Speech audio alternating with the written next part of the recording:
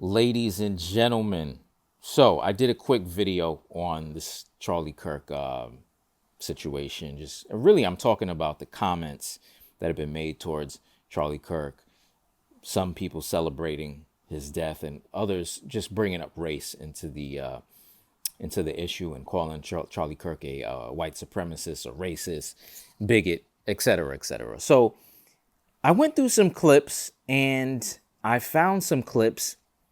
And what I'm doing here is refuting the talking points of people saying that Charlie Kirk was a racist, because when I watch these clips, I don't really see that. I'm actually confused as to why people would say that. But let me bring up a few points, and then I'll play some of these clips and we'll get into the main video. So, why do you make color your God? Why is color your idol? God has given you your color, but yet it seems like you've replaced God with your color. That's your new God. Race is your new God. And I just ask, why? Why do you view the world through a color-based lens? Why do you see things through color? Why can't you see things through a human perspective, just as a normal human being? You see, when a white man does something to a black man, you bring up race. When a white man does something to another white man, you still bring up race.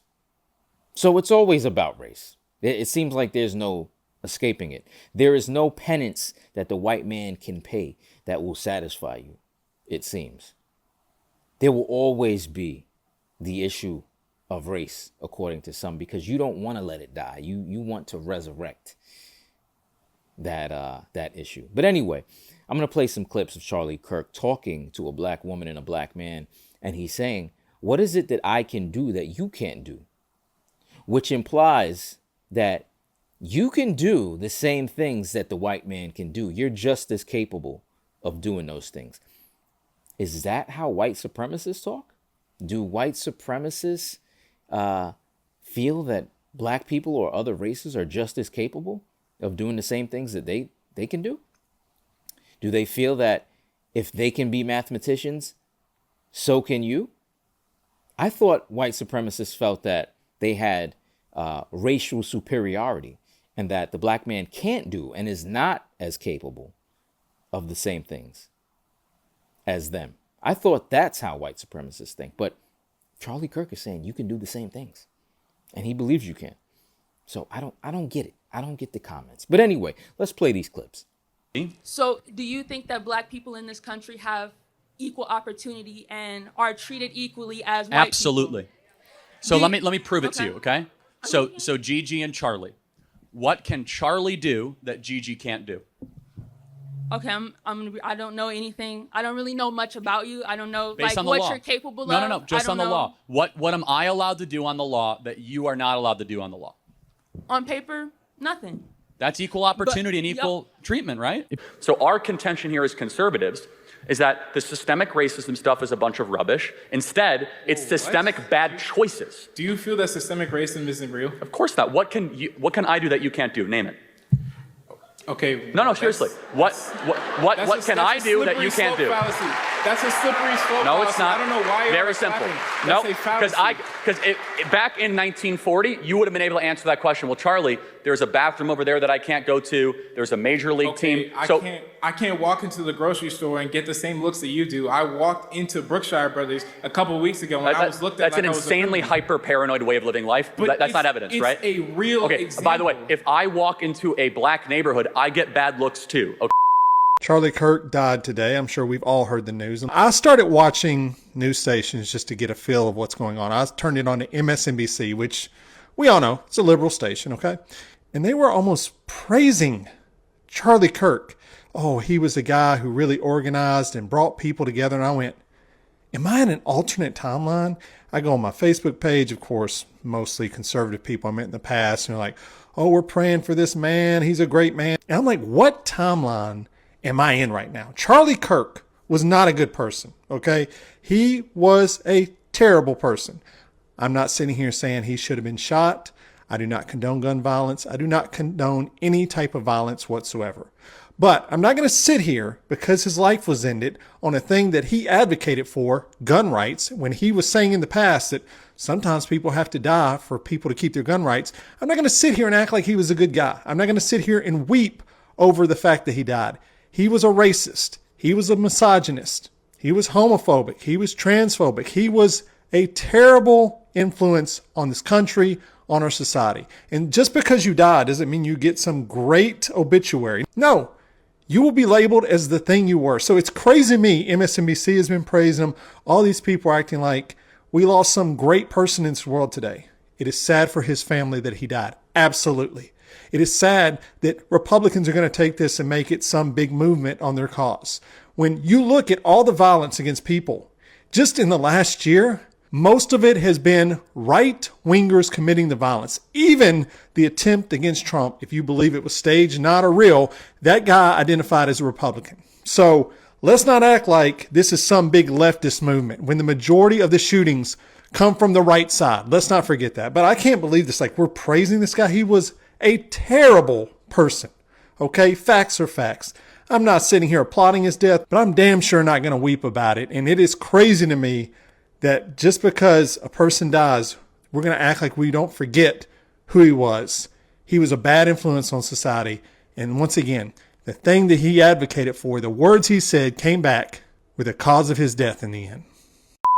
But I also know that as much as we like to point to the First Amendment and say we all have freedom of speech, we are not free from the consequences of said speech. That's why mindfulness of what we say is very important, because there is a cost to everything that comes out of our mouth. And unfortunately, we don't get to set the price. And I must say, Charlie Kirk understood the price of our freedoms more than most. I was watching this clip of him go viral yesterday. Can we play it? You will never live in a society when you have an armed citizenry and you won't have a single gun death. That is nonsense. It's drivel. But I think it's worth it. I think it's worth to have a cost of, unfortunately, some gun deaths every single year, so that we can have the Second Amendment to protect our other God-given rights. That is a prudent deal. It is rational. Now, he's absolutely right. Because of the way the Constitution is structured, because we have no common sense gun laws in this country, these high gun deaths will happen every single year. It is a consequence of the right to bear arms. Just like we don't get to determine the consequences of our free speech, we also don't get to determine the consequences of everyone having the right to bear arms in this country. I just wonder, when people say things like Charlie Kirk said, play the clip again, Ray. You will never live in a society when you have an armed citizenry and you won't have a single gun death. That is nonsense. It's drivel. But I think it's worth it. I think it's worth to have a cost of, unfortunately, some gun deaths every single year, so that we can have the Second Amendment to protect our other God-given rights. That is a prudent deal. It is rational. I just wonder, when people say things like that, do they think they may be one of those deaths? Is it worth it when one of those casualties is you or someone you love? To protect the rights given to us by the Constitution. Welcome to the Den of Dissent. This is a show where we challenge the current culture and mainstream talking points of the day. What is the news telling us? What is the culture telling us? Where is our civilization headed? And by what standard do we judge these issues? Do you agree or do you dissent? Let's find out. Welcome back to the Den of Dissent, people. Yes, it's been a short, brief moment since I was last with you. And today, as you all know, I gotta talk about the Charlie Kirk assassination. Everybody's talking about this. Obviously, there's so many different theories and conspiracies floating around and just so much commentary. So, you know what? I'm putting my hat in the ring, and I got to give my 2 cents on this situation, because I do see a lot of misguided commentary, just a lot of unfounded comments, a lot of offensive comments. And so I just want to be reasonable. I want to ask some questions to the audience, to the world, to the people that have made these very offensive comments. these disgusting, violent, vile comments. And I just want to understand where some of these people are coming from. Or I just want, I want to reason with you. I want to see what you're seeing, because I saw this gentleman do a quick video on, I forgot the gentleman's name who has a YouTube channel, but anyway, he put on a Instagram video from somebody that was just making some commentary, and he said, you know what, I didn't really know who Charlie Kirk was, but because I've seen so much commotion online about him, it caused me to go down a Charlie Kirk rabbit hole. So I started digging up some videos about Charlie Kirk. And he said, I don't see where you guys are getting all of this. Charlie Kirk was a white supremacist. Charlie Kirk was very hateful. He was a bigot. And so he welcomed the same bigotry and hatred back towards him in the form of a execution. He had it coming, these kinds of comments.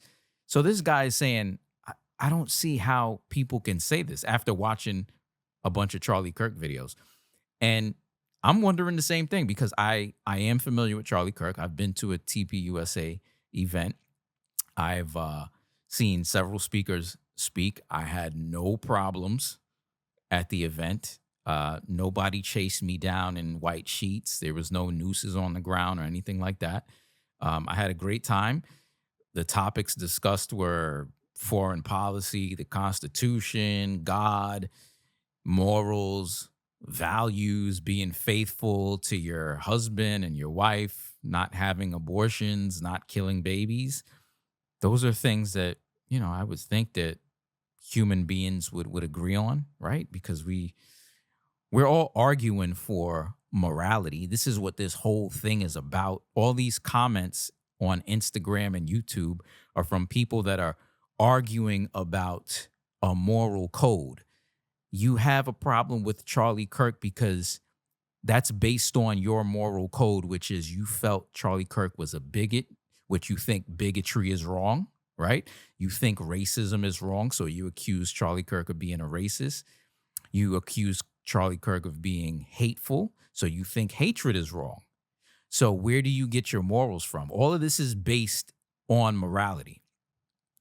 So yeah, the question is, who is your lawgiver? Who authors the morals that you have? Because morals are just it's a code of law, really. So who is the moral lawgiver in your life? Is it you? Do you make up your own morals? Where do you get your standard of morality from? And so I want to go through some clips of Charlie Kirk in his own words, because another thing that I notice is that people are posting clips that are edited, and you can't get the full context of some of these clips and what Charlie Kirk is saying. So for instance, I'm going to play you two of the most commonly circulated clips on the internet where he talks about gun violence.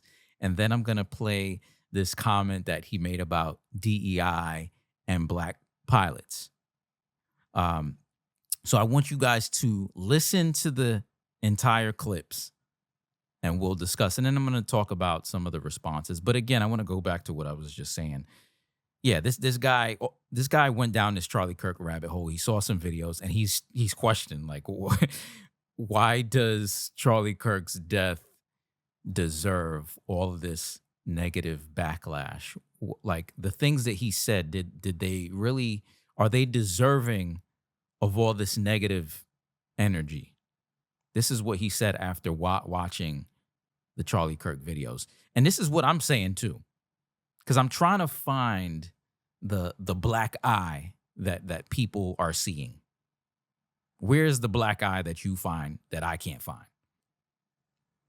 So I want to come to a common understanding. Anyway, let's get into the clip. So I'm going to play this first clip on the Charlie Kirk, or where Charlie Kirk talks about gun deaths, because what people are saying is that, oh, well, Charlie Kirk believes that a few gun deaths, it's worth a few innocent people dying so I can carry a gun, kind of thing. It's worth some deaths. Hey, if you die, so be it.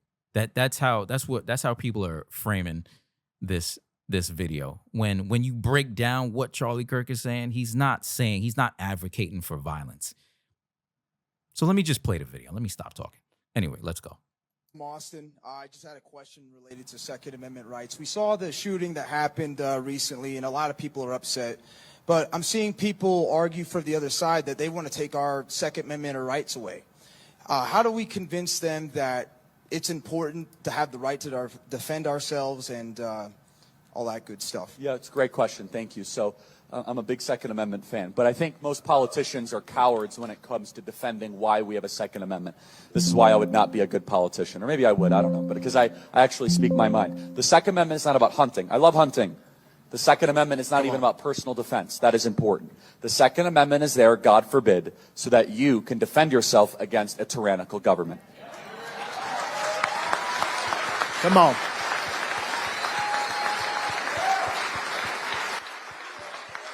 And if that talk scares you, wow, that's radical, Charlie. I don't know about that.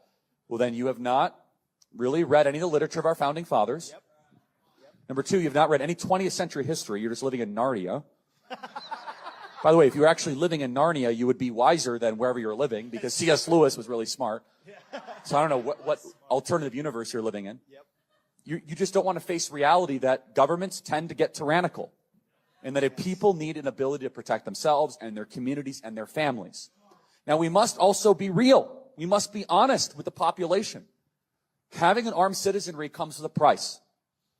And that is part of liberty. Driving comes with a price. 50,000 people die on the road every year. That's a price. You get rid of driving, you'd have 50,000 less auto fatalities. But we have decided that the benefit of driving, speed, accessibility, mobility, having products, services, is worth the cost of 50,000 people dying on the road. Wow. So we need to be very clear that you're not going to get gun deaths to zero. It will not happen. Right. You can significantly reduce them through having more fathers in the home, yes, by having more armed guards in front of schools.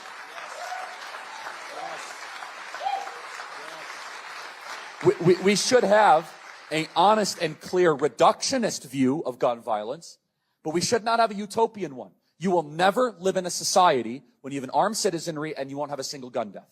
That is nonsense. It's drivel. But I think it's worth it. I think it's worth to have a cost of, unfortunately, some gun deaths every single year, so that we can have the Second Amendment to protect our other God-given rights. That is a prudent deal. It is rational. Nobody talks like this. They live in a complete alternate universe. Sure. So then how do you reduce? Very simple. People say, oh, Charlie, how do you stop school shootings? I don't know. How did we stop shootings at baseball games? Because we have armed guards outside of baseball games. That's why. How did we stop all the shootings at airports? We have armed guards outside of airports. How do we stop all the shootings at banks? We have armed guards outside of banks. How do we stop all the shootings at gun shows? Notice there's not a lot of mass shootings at gun shows. There's all these guns because everyone's armed. If our money and our sporting events and our airplanes have armed guards, why don't our children? You really have to wonder. In fact, All right. you know, if So- we would have. That was that clip. So let's just break that down, okay? He talks about guns and the necessity of being able to protect yourself. What people are playing they're playing this clip where he says, I think it's necessary to have some gun deaths. And then they kind of stop the clip. And then so all you hear is that I think it's a prudent deal. You might have to have some deaths. You're going to have some deaths. I think it's a prudent deal. And then they stop the clip. They don't play the full context of the clip. The example that he made about cars, are people going to die in car accidents? There's 50,000 accidents, fatal accidents in the country involving cars a year, right? You still need a car to get around. that is the cost of having cars. Does it mean that we should ban all cars, or are you willing to sacrifice sacrifice for the convenience of having cars, knowing that there's going to be some car deaths?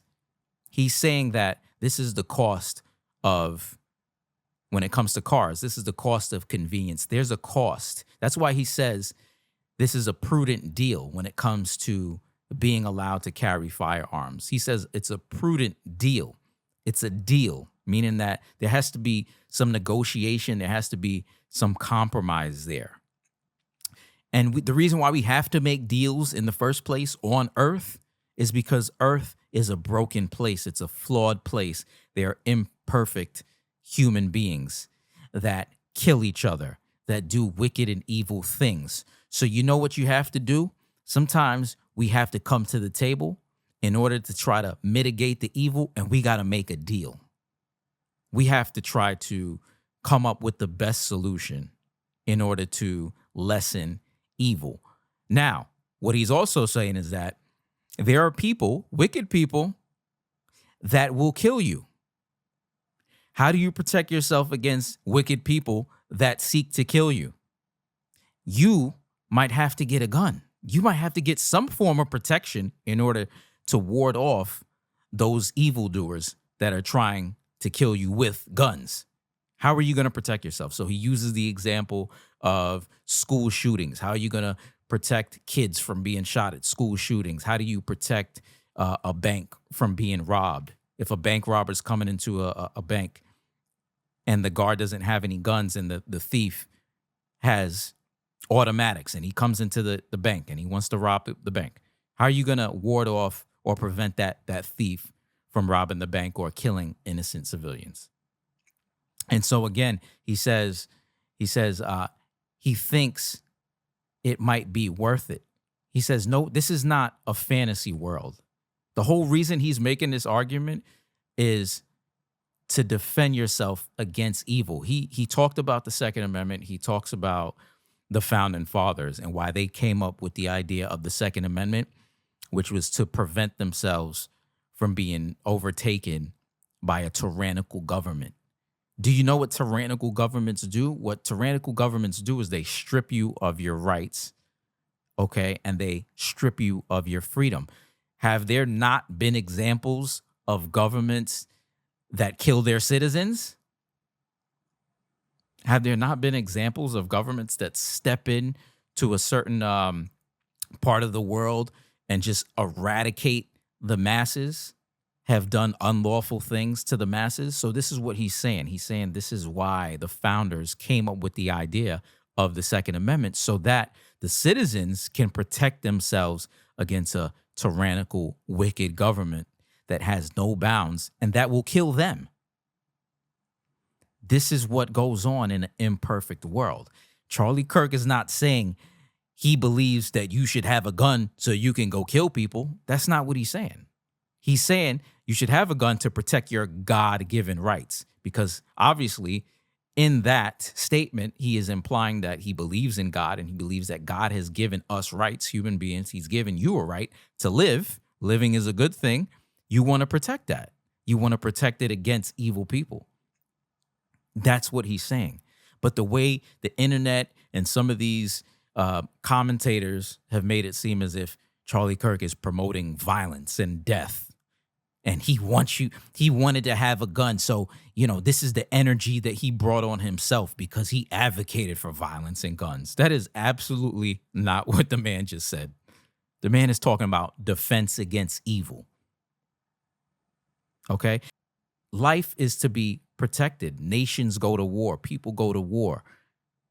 This is how the world works, unfortunately. And so to lessen that kind of wickedness and that kind of evil, you have to be in a position to defend yourself.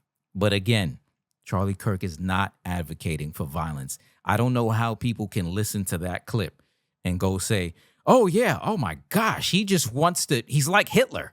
Really? As a matter of fact, speaking of Hitler, Hitler would probably be someone that wouldn't want the German citizens to have guns for that purpose.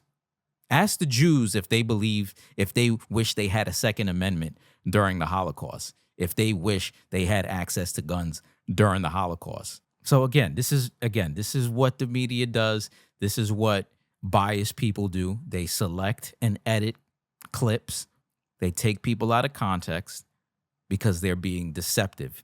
It's, what people do is they have their hatred, their emotion, and their dislike of people is so strong sometimes that it overrules their ability to reason and have logic. So this is what they do. They take a clip of somebody out of context and they play it for other people. And then people walk away with a completely wrong view of somebody. Anyway, let's go on to the next clip. This is a clip about Charlie Kirk talking about affirmative action. Okay, he talks about pilots and hirings based on affirmative action and color and basically reverse discrimination. So I'll say this. This is another clip that's being circulated.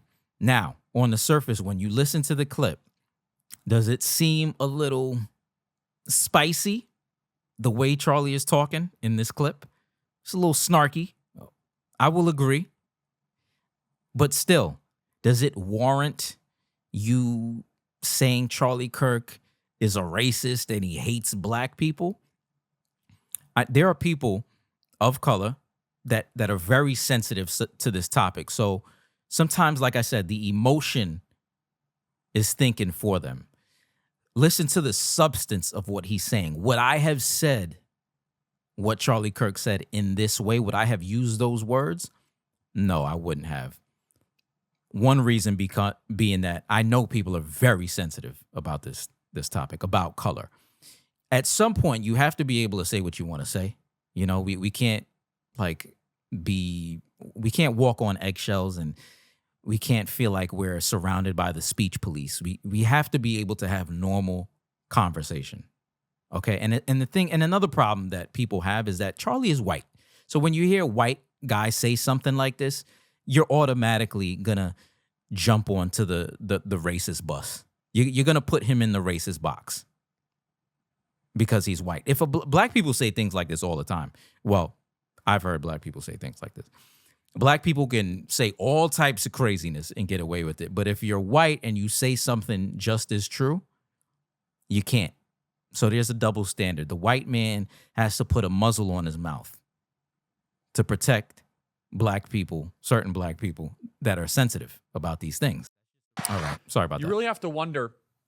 In fact, if we would have said 3 weeks ago, Blake, if we would have said that Joy Reid and Michelle Obama and Sheila Jackson Lee and Ketanji Brown Jackson were affirmative action picks, we would have been called the racist. But now they're coming out and they're saying it for us. They're coming out and they're saying, I'm only here because of affirmative action. Yeah, we know. You do not have the brain processing power to otherwise be taken really seriously. You had to go steal a white person's slot to go be taken somewhat seriously. Play cut 52. But I rise today as a clear recipient of affirmative action, and particularly in higher education. I may have been admitted on affirmative action, both in terms of being a woman and a woman of color, but I can declare that I did not graduate on affirmative action. This is my personal story. I hear because of action affirmative. She can't even say that. We know. It's very obvious to us that you were not smart enough to be able to get in on your own. I couldn't make it on my own, so I needed to take opportunities from someone more deserving. This is how arrogant Joy Reid and Ketanji Brown Jackson and Michelle Obama and Sheila Jackson Lee are. They're so narcissistic, they think this is persuasive. They think we're like, oh, of course. That's why we need affirmative action, because you have impressed us with your brilliance. Of course. Oh no, imagine the world without Joy Reid. Imagine the world without Sheila Jackson Lee or Michelle Obama or Ketanji Brown Jackson. They think this is persuasive. They think as they kind of now reveal that I'm only here because of anti-white, anti-Asian forced discrimination policies. That turned me into a bitter, resentful activist that hates white people, honestly, through our policies.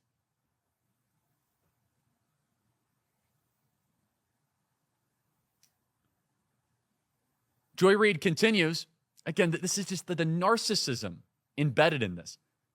This is a separate topic, but it's a affirmative action. Joy Reid, play cut 40.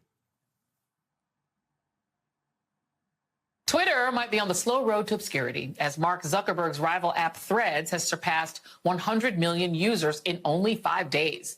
Meanwhile, Twitter users are mostly left with a ranting and raving Elon Musk and lots of racists.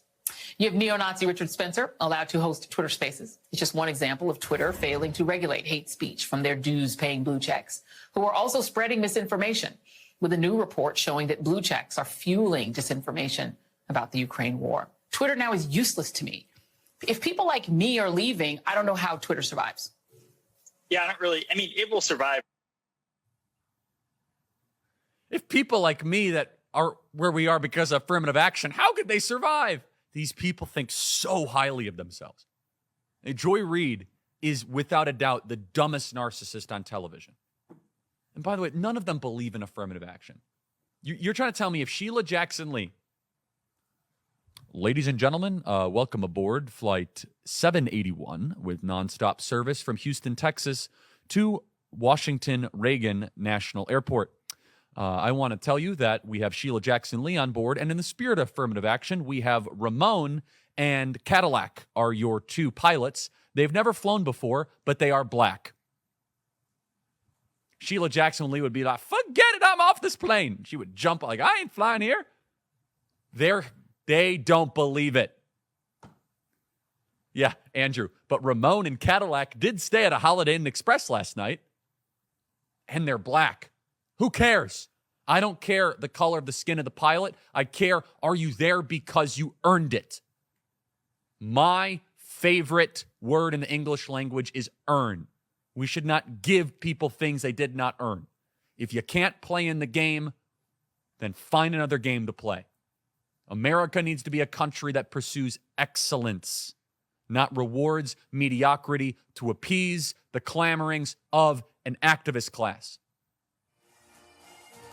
And they don't even believe it. When Joy Reid ever goes to get surgery, she's not going to be like, oh, I'm so glad I have a black surgeon. She would want the best surgeon. They don't even believe their own crap. Anyway, okay, so you just heard this clip. Now, yes, that is it's a spicy clip. Again, would I have worded it that way? No. When people people might look at Charlie Kirk and say, okay, this is what he thinks about black people when he said that the names of the pilots were Ramon and Cadillac. Is that the common name for a black man? Cadillac. Are black people named after cars like a Lexus and Mercedes and things like this? Yes, there are some. Where does he get that from? That would be profiling. That would be a stereotype. What is that stereotype based in? Well, there are some people named Mercedes and Cherokee and what else? Alexis and all that stuff. Yeah, but I think that some people see that and they say it's offensive because it's coming from him and this is what he thinks of us. I don't really think that's what he thinks of black people. I think that I think he was being humorous. Yes, he might see a particular culture in the black community where those kinds of names are prevalent, which, let's be honest, some of those names, those kinds of names are prevalent. It is what it is. If you want to name your child after a car, it is what it is. Again, it's a stereotype, but some stereotypes, let's be real, some stereotypes are based on reality. Now, I don't think Charlie Kirk would stereotype a whole race, right? But this goes on with every race.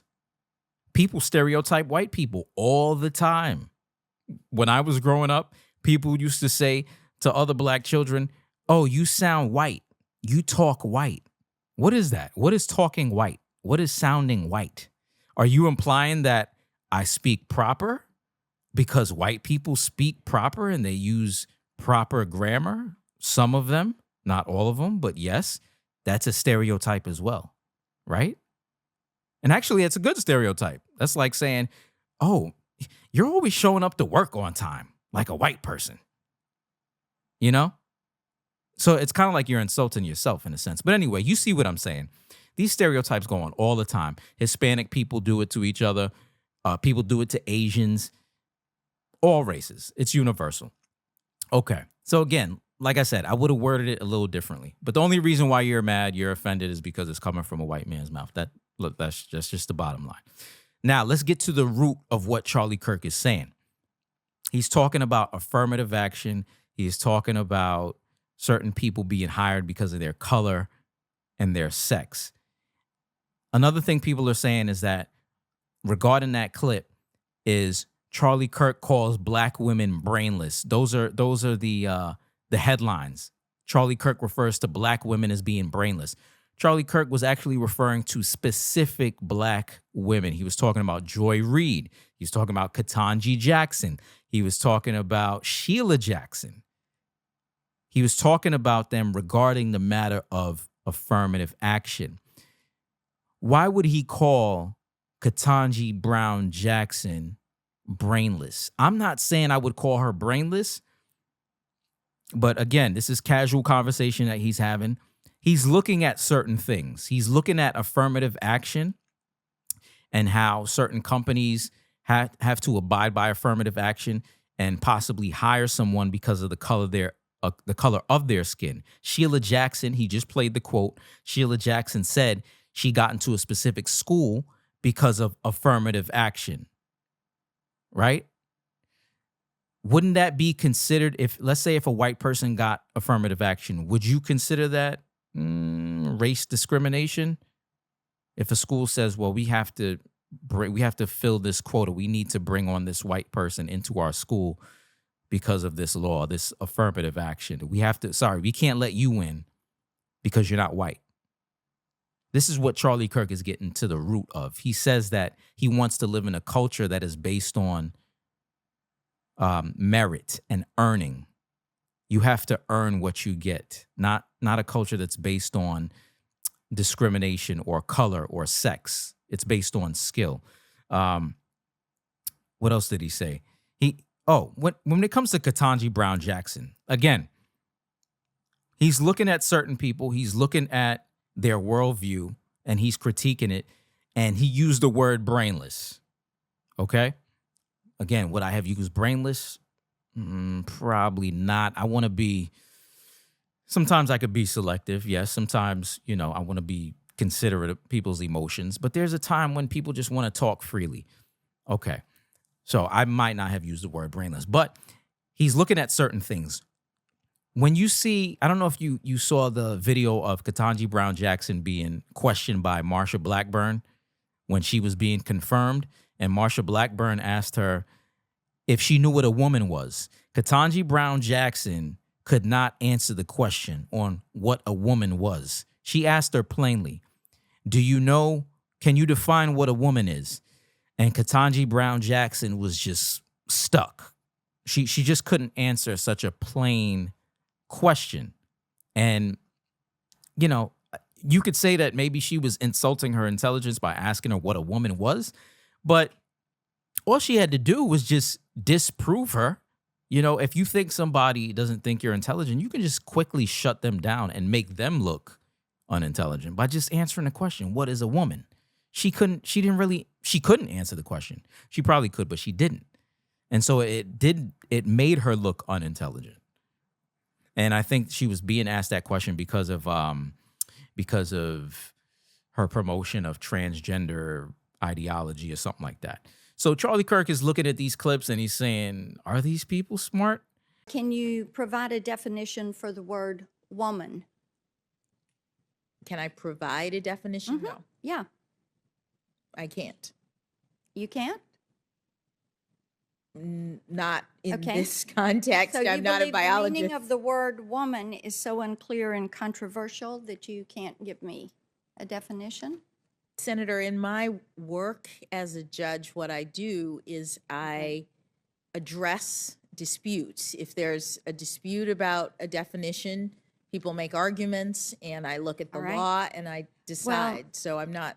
The fact that you can't give me a straight answer about something as fundamental as what a woman is underscores the dangers of the kind of progressive education that we are hearing about.